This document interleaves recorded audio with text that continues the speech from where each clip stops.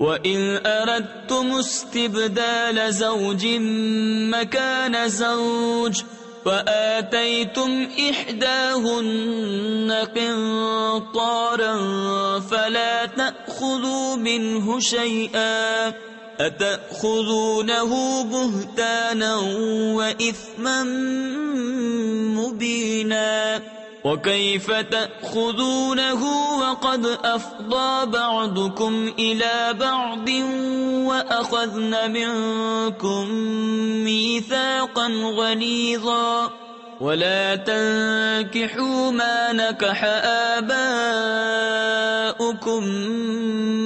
مِّنَ النِّسَاءِ إِلَّا مَا قَدْ سَلَفَ إِنَّهُ كَانَ فَاحِشَةً وَمَقْتًا وَسَاءَ سَبِيلًا۔